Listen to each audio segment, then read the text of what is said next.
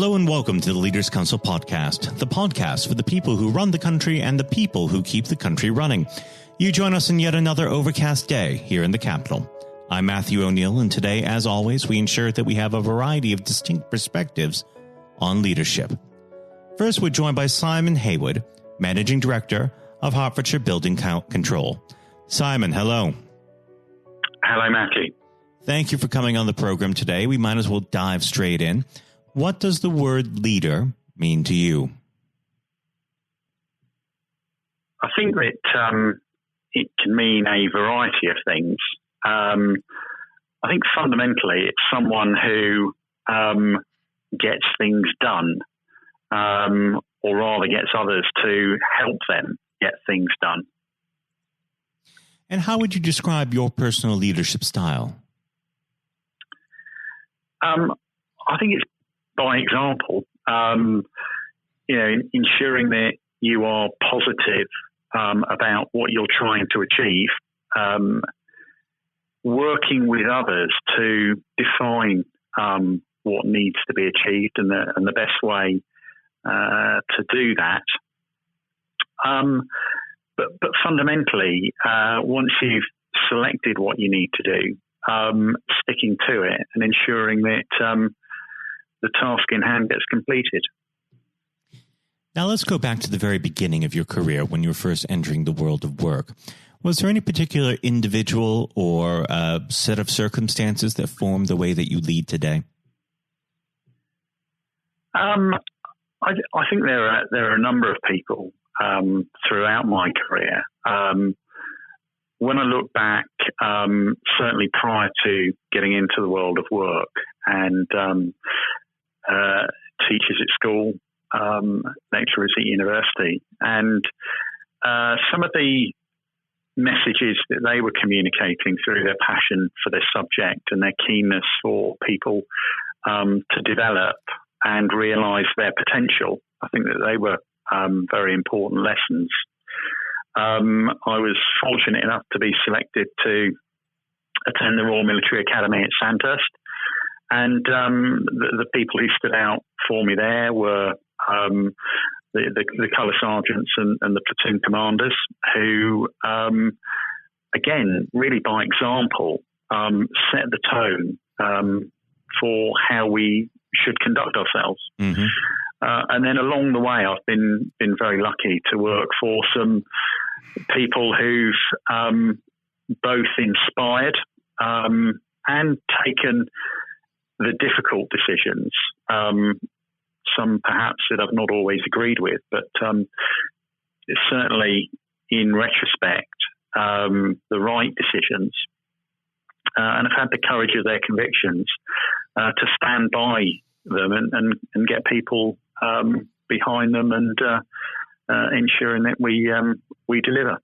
And I would imagine that you try and pass these qualities on to the newer members or younger members of staff within your own organization. Do you have any mentees to speak of? Yes, I think in terms of the organisation that I'm part of,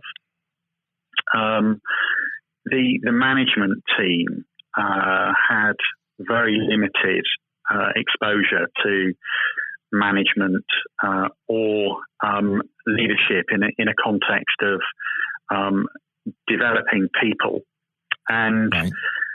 I think that with that management team, it's trying to instill some of those requirements within them. And they're all very technically gifted individuals who, mm-hmm. by and large, because of the way that their subject matter was heading in, were required to step up into management roles, not as a result of a passion to do it or a particular talent in that area, but because the manager might have been left or they were faced with cuts.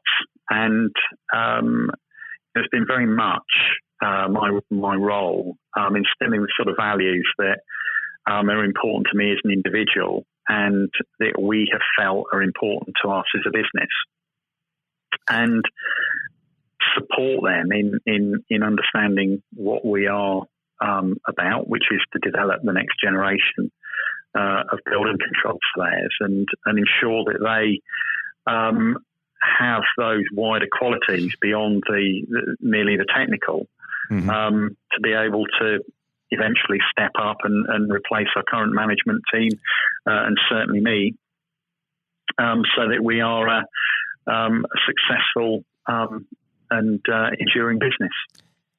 And what's the first piece of advice that you'd give one of them? I think one of my managers is that don't expect to know absolutely everything, and therefore don't think that you've always got to have the answer. I think that it comes from asking your team questions, involving your team, and creating the conditions that they can perform within. And a lot of that, I think, comes down to enabling everyone in the organisation to show leadership. And I think that what's really important is that we encourage all staff at all levels to take and make decisions, and we frame that within our values, and in terms of the kind of organisation that we want to be, in the way we've established our vision, so that the why we are in business. And I think if we can communicate that to people, we don't necessarily always need to have the answer. It is establishing that framework so that people can make decisions based on that, and then we're not encumbered by trying to do absolutely everything. Now, on a much wider scale, if I was to ask you to objectively identify the greatest leader, living or dead, who would that be? The greatest leader, living or dead. Tricky, I know. It is, Matthew. Yeah, I think that leadership, in its context, it's a person who shows those qualities when the time is right within the context of what they're trying to achieve. And I think one that certainly springs to mind is Winston Churchill, who showed great leadership during World War II, stood alone for many years with his convictions about what was right, when it was not necessarily the view of the Prime Minister at the time. And then beyond that, had a vision for how Europe should be established to avoid future conflicts.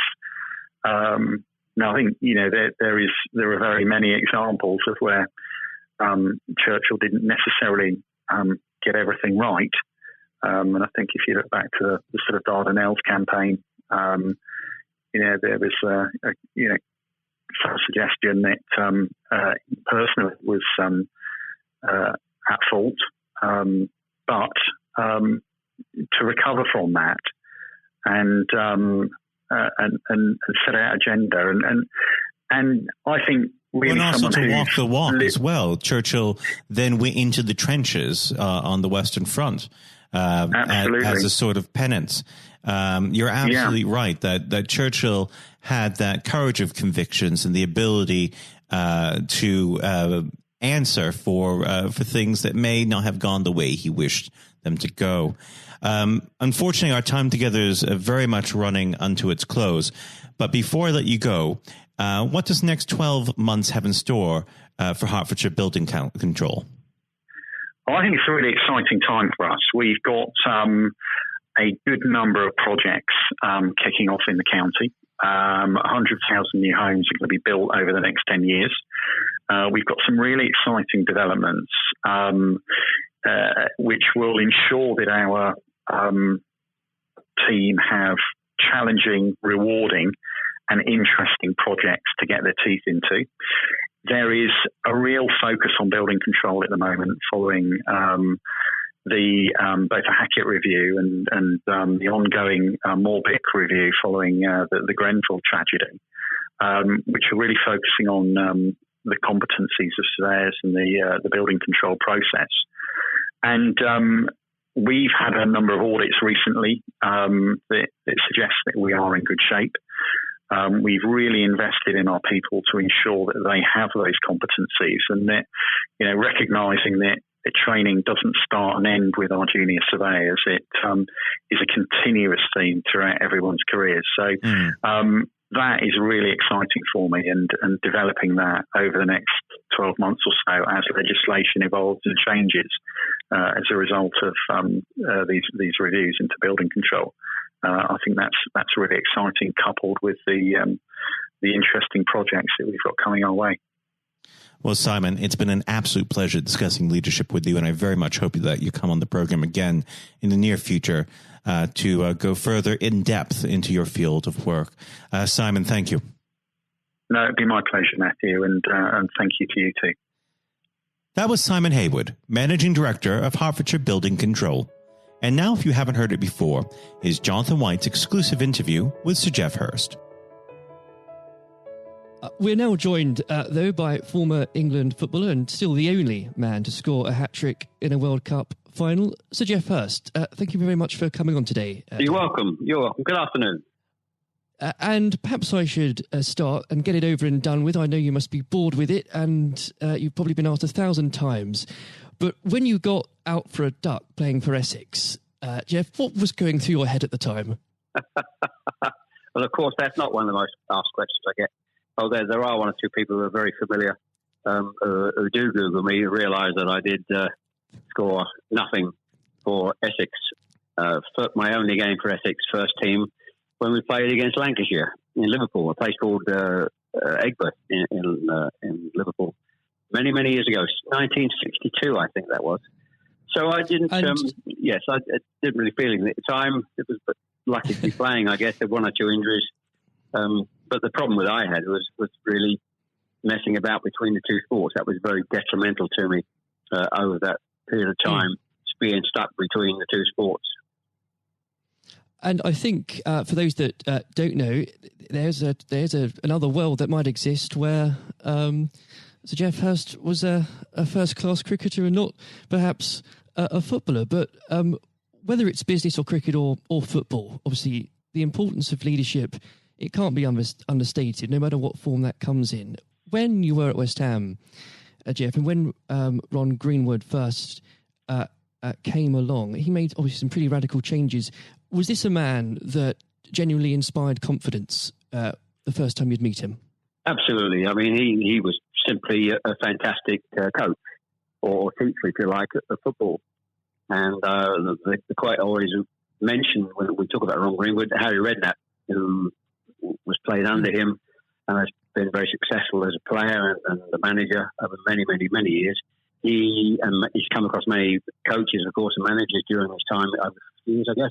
He would still say that Ron Greenwood is the best coach he'd worked with. So you're very fortunate. I think you think you're lucky when you come across, if you have a great teacher at school and a great coach as we had in Ron Greenwood, and of course a great manager in Sir Alf Ramsey. So to come across people like that, of that calibre, can have a huge influence on your career, of course, and then your life. And that's quite purely the case. Absolutely. And in those early days at West Ham, with a manager like Ron there, it's also important to have confidence with your other players, and of course they become your friends. Who did you look at the time when to inspire confidence in yourself? Was it Peters? I think probably, I was very fortunate to play with the calibre of the players I did. Again, extremely fortunate to play with the captain of England and West Ham, and Martin Peters, who was a fantastic player. And as far as Martin's concerned, I think sometimes he didn't quite get the recognition he deserved, and what a wonderful player he was. In terms of inspiring confidence, I always probably say that the biggest influence for me, I guess, would be the captain, Bob Nora. Although he was only about 8 months older than me, he graduated through the system probably 3 or 4 years earlier. He played for England in 62, 4 years before the final when I played. And so he was more, looked upon him more as a senior player, if you like, not as a guy with the same age group as me. And I looked at how he trained, how he acted, how he behaved, and how he played. And so he would say, I would also say he was a big influence on me. One thing I would say about leadership, what I do understand clearly in all walks of life, leadership is at the top, is absolutely vital for a business, a football team, in any walk of life to be successful. And it's quite evident. I was in the motor trade for a long time as well, selling car warranties to car dealerships. And you could almost tell when you walked into the business, many of the car dealerships, you could almost tell from the moment you walked in by initial reaction, people came and welcomed you, that the business was well run or conversely not well run at all. And so I understand the value and quality of leadership. And that's why I'm very fortunate to be involved in my career in those early days with two great leaders in Ron Greenwood and Alf Ramsey.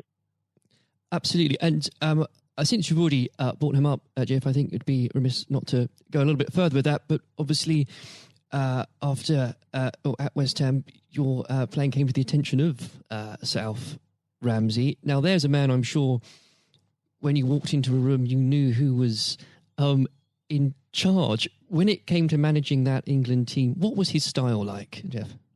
Well, the first thing I say about Alf Ramsey, he's probably over my life the most powerful influence who had on me as a person. Naturally, it happens to an extent because he's got your whole career in his hand. Whether he picks you for England or he doesn't pick you, it can have a great impact on your career and, of course, your life. But in that era I was involved for 6 or 7 years, it was quite clear who was the boss. He was quite very, very strict. Probably at the time, maybe overly strict, but at the time you probably wouldn't necessarily get away with it in today's football because it's changed dramatically in how you deal with players then and players now. But he was the most powerful man I came across, and very few people. And he was quite ruthless in getting people out who didn't want to be part of a group, part of a team. It is important that if you've got a group of people, and that's in any walk of life, they're all singing off the same hymn sheet, and you don't have anybody that's griping or moaning about the system. And if you've got people like that in your organisation, one thing I have learned, and I've taken it on in my life, my family, you've got somebody in the group that doesn't want to be part of it, you get them out. And Alf, I think, was quite ruthless of that in his staff. And I think that's one of the most serious things I think I've learnt over a long period of time. And is there, do you think, a specific moment, I'm sure there's probably dozens, but is there a specific moment, Jeff, you could perhaps pick right now that did show those qualities in Sir Alf so sharply? Yes, I think for me, certainly, I think there are instances of players who you thought would be in the team or certainly in the squad, and surprising they were not. There was no necessary reason for it, but looking back, I do think perhaps they were people that Alf didn't think wanted to be part of a group. So that's for me. In terms of my personal view, I think that it looked prior to the World Cup that I was going to be playing in it. Only a few games before I was playing, and I played with Jimmy Greaves in the game against Yugoslavia only a couple of months before the final. And it looked at that stage as if I was going to be playing in the team. But in a couple of more friendly games before the final in Poland and Norway, I think, and Denmark, I played 2 of the 4 games, and I probably didn't quite replicate my form that I'd been showing at West Ham and in the early couple of games for England. And he left me out in the first game of the World Cup against Uruguay. He started off with Jimmy Greaves and Roger Allen. So I had an impact of thinking at that stage I looked like I was going to play, and didn't start because of just a lack of form. I didn't play quite well enough to justify my position. and somewhat fortuitously, I only got back in the team because of a nasty gash to shin on Jimmy Green's leg. And I think what you've said there, Jeff, actually does sum that up really well. And more than that, whilst it's important to have that someone in charge with those qualities, it's almost useless if there isn't a strong and unified team behind them. And there really must have been moments, maybe there weren't, but let us know, in that 66 competition, the prolonged pressure on all of you, the weight of a nation, did it get to you? Well, not for me personally, no. I think, and I don't, not for me, not for a second. I think I was just happy to be involved in the squad initially. Not at all. You're not aware of the magnitude of the occasion, really, looking back out. So I never really felt, people talk about pressure a lot and it's there, and players talk about it in life. I didn't really necessarily feel any great pressure during the time I was there. And what is also important to say about Alf Ramsey, the people he left behind that were left in the squad after he'd moved one or two players out, the squad were a bunch of very hard-nosed, professional, top-quality people. And that was, again, the leadership that Al showed. He got people in together that were very, very strong personally. And I think that was part of the success we had. We were I always describe our group as hard-nosed professionals. We have some great players, but overall they were great hard-nosed professional players. And great quality people who we've kept in contact with, over the years. And Jeff, I've got to ask, and I'm not making this up, I've genuinely heard that people do ask you whether or not you realise there were people on the pitch at that moment. I imagine you were busy on something else. Well, I did some theatre shows last year. They've gone fairly well, and we're going to do a series of theatre shows, in fact, starting this week, over the next 2 or 3 months. And at the end of the theatre shows, we have about 20 minutes where we allow the people in the audience to ask questions. And I won't mention both. They're too long to talk about both questions. The other one's a really stupid one. It's too long for me to tell you. It's absolutely ridiculous. But the other ridiculous question I get asked, did I realise there were people on the pitch? And of course, I jokingly say, yes, I was just about to shoot to score the goal.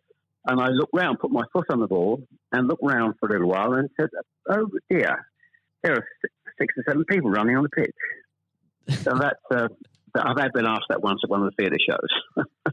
So I make a joke about that and saying, yes, I put my foot on the ball and waited to just have a glance round, Maybe it does prove there are things such as stupid questions, really. Oh, yeah, there certainly are. I've got another one which I won't bore you into.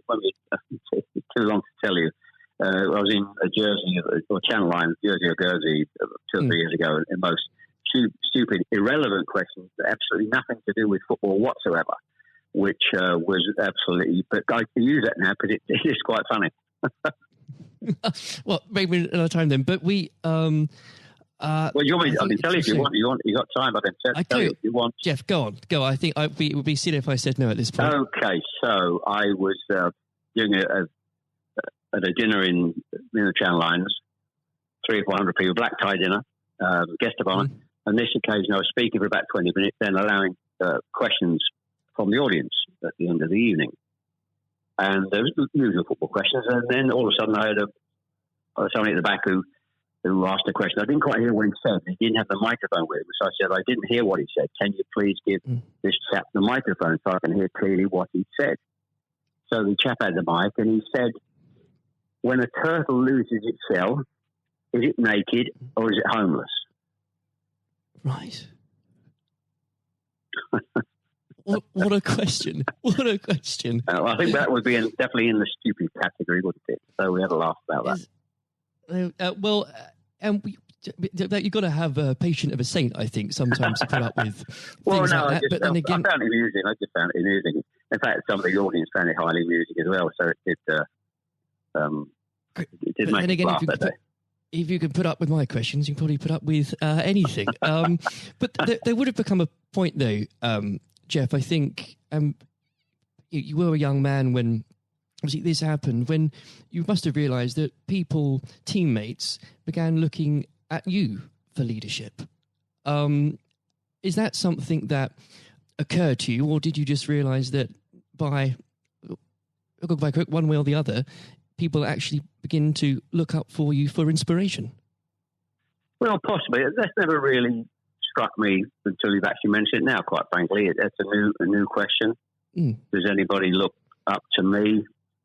I'm sure perhaps there are people who pay you compliments of fans of West Ham and Stoke, and of course England fans who I think probably it would be very immodest of me to suggest that I felt that somebody was looking to me for inspiration. You don't have to, but I will. Well, it's okay for a third party to do it. Perhaps that may have been the case over the years. People look at you and maybe it has a helpful effect. But I do think you how you behave and set examples on and off the pitches, people must realise that has an influence.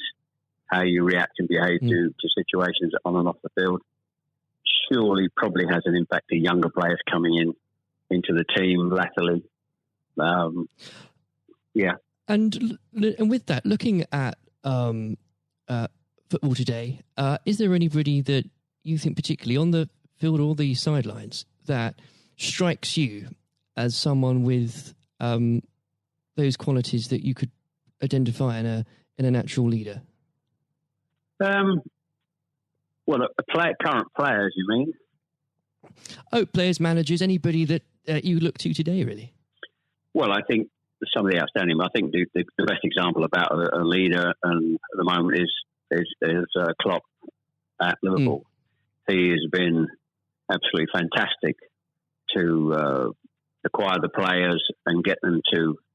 Their attitude is absolutely fantastic. They're great players, but there's more than just being good players in football. It is have a good player with a fantastic attitude, and their willingness to work for each other and the team is absolutely outstanding. Hence these unbelievable results. There are, and the great players not always succeed as individuals, or probably even certainly as a team if you haven't got the right attitude alongside it. And they're probably, and that comes through the leadership. That's not just luck. That's absolute leadership. He'd be the best example, of course, in football terms today, easily. And of course, but going back not that long ago, Alex Ferguson is just absolutely. You've got to take him as the first example, because Klopp's only done this over a period of time, a short period of time. But if you look at the 26, 27 years that Alex Ferguson did with Manchester United, and subsequently since he's gone, how they are not doing so well. He's the best example of management we've probably ever seen, and I don't think anybody will see the like of that kind of leadership again. It's absolutely astonishing. And do you think? Could you imagine Sir Alf or even Ron Greenwood managing teams today? Yes, I think so. I think yes, no question at all. I think Ron Greenwood. Yeah, the answer, straightforward answer is yes. Good answer. The straightforward answer is yes. I can elaborate as much as you want, but the straight answer is absolutely categorically yes. And with and I know if we could talk about this probably for the next hour or so, but I'm conscious of the time. Looking back through your playing career, perhaps especially your time for England, who was it that struck you more than anyone else on the pitch that displayed qualities of not just leadership but companionship and level-headedness that you think that have stuck with you all these years later? Well, I think I was very fortunate, and I wouldn't pick any one player out. I think looking at that, so many, and that's why we were successful, because we had so many showing all those qualities that you just mentioned throughout the team. I think that was outstanding, and and it's an opportunity to talk about all of them in that breath.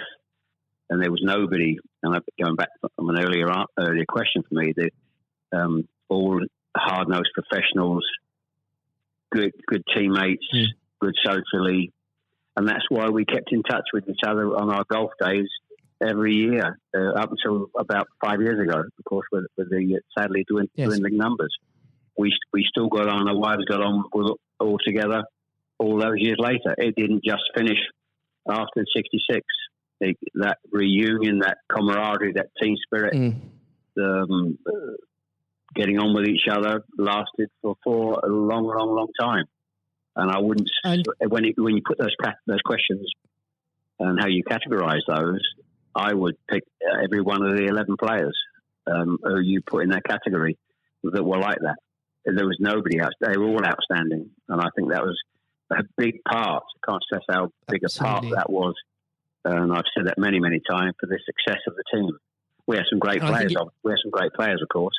But without the attitude alongside that, going back to an earlier question, we wouldn't have been as ultimately as successful. Exactly. Without that, the whole will never be greater than the sum of its parts. But with it, yes, the word is team. The word is team. Absolutely. And I always use the word team when I talk. Sometimes together, everyone achieves more, and that's the same in any walk of life. That's fundamental. And lastly, Jeff, looking if you were to give advice, and whether this is in sport or business or indeed any other walk of life, what would you identify, if you can, as the key tenet that you can't go without in terms of leading a team, no matter what that team is? Single-mindedness, dedication to the job, thinking about that role, that job in leadership all the time. It's a huge part of your life. But I don't think you can switch off when you're in business at the top level or sport at the top level. You may, have a couple of weeks holiday, but I'm even sure if these top managers and leaders in all walks of life are away on holiday on a beach somewhere warm, I'm sure they will not switch off for 2 weeks and completely not think about their role as the boss of an organisation. And I think you're completely focused. You're always thinking about things, thinking about improvements, and it's just dedication and tuning your life to being successful. Excellent. Well, Jeff, on that point, thank you very much for joining us today. You're welcome. Very good nice to have a talk about this and just go over the past and just refresh my own memory about the quality of the players I grew up with. Excellent. Another time, it would be great to talk again. Thank you, Jonathan. Thank you. This has been the Leaders Council podcast. Thank you for celebrating excellence in leadership with us. I have been your host, Matthew O'Neill. Until next time, goodbye. Thank you for listening to our podcast. The views expressed within the podcast do not reflect the views of the Leaders Council of Great Britain and Northern Ireland, its parent company or subsidiaries, members of staff, other guests, or any other person therein associated.